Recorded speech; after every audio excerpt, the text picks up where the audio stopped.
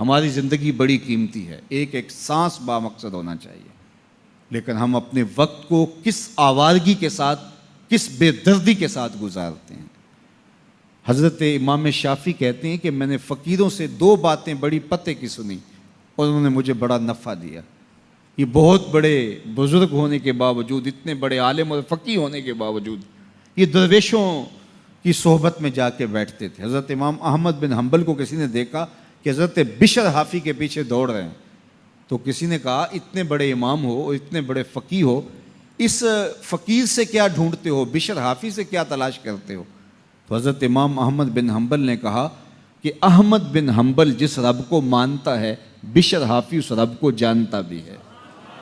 تو فقیروں کی باتیں بڑی پتے کی ہوتی ہیں، تو کہتے ہیں کہ فقیروں کی 2 باتوں نے، امام شافعی بولے، کہ مجھے بڑا فائدہ دیا۔ ایک تو یہ الوقت سیف قاطع، وقت کاٹ دینے والی تلوار ہے، اگر وقت کو تم کاٹو گے تو ٹھیک، ورنہ وقت تمہیں کاٹ دے گا۔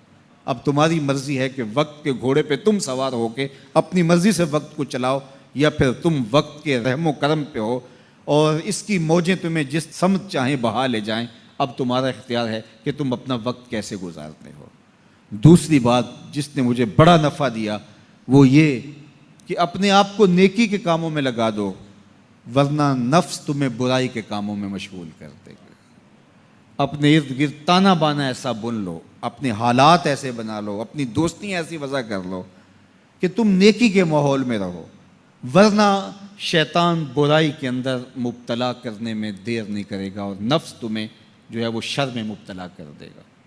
تو فرمایا کہ کسی شخص کے اسلام کا حسن یہ ہے کہ وہ بے مقصد کاموں کو چھوڑ دے۔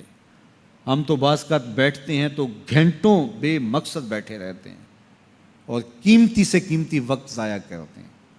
حضرت اویس کرنی رضی اللہ تعالیٰ عنہ کو حضرت عمر رضی اللہ تعالیٰ عنہ اور حضرت علی المرتضیٰ رضی اللہ تعالیٰ عنہ ملنے گئے، حضور کا سلام دیا، حضور کا پیغام دیا، اللہ اکبر۔ تو ویسے کرنی تو تڑپ گئے نا، چشمان سے آنسو ہیں اور بار بار پوچھتی ہیں میرے حضور کے لبوں پہ میرا نام کیسے آیا تھا۔ حضور نے کہا تھا نا کوئی اویس بن عامر کو ملے اور میرا سلام دے اور اس سے کہے کہ میری امت کی بخشش کی دعا کرے، اللہ اکبر۔ تو یہ ملنے گئے حضور کی وصیت اور حکم کے مطابق، حضور کا سلام دیا، تو یہ بار بار کہتے تھے حضور کے لبوں پہ میرا نام کیسے آیا، اللہ اکبر۔ تو جب یہ تڑپ دیکھی تو کہا اتنی محبت اور اتنا پیار تو حضور کو ملنے نہیں آئے، حضور کو دیکھنے نہیں آئے۔ تو حضرت اویس کرنی فرمانے لگے تم نے میرے حضور کو دیکھا ہے؟ تو یہ خاموش ہو گئے، تو کہنے لگے میں نے نہیں نہ دیکھا تو مجھ سے پوچھ لو، تم پہلے بتاؤ کہ حضور کے ابرو جڑے ہوئے تھے یا کھلے ہوئے تھے؟ اللہ اکبر، تم نے تو حضور کو دیکھا ہے تو ذرا بتاؤ نا۔ پھر خود ہی فرمانے لگے جس نے نہیں دیکھا اس سے پوچھ لو۔ کہا کوئی قریب سے دیکھتا تو کھلے ہوئے نظر آتے، دور سے دیکھتا تو جڑے ہوئے نظر آتے۔ معلوم ہوا کہ حضور کی قربت میں ہی رہے ہیں اگرچہ بظاہر دور رہے ہیں۔ تو یہ اتنے جلیل القدر صحابی ملنے گئے، کچھ دیر باتیں کی، اس کے بعد حضرت اویس کرنی نے ہاتھ بڑھا دیے، کہا اچھا آپ نے بھی آخرت کی تیاری کرنی ہوگی، میں نے بھی کرنی، اچھا حشر کو ملیں گے۔ اللہ اکبر۔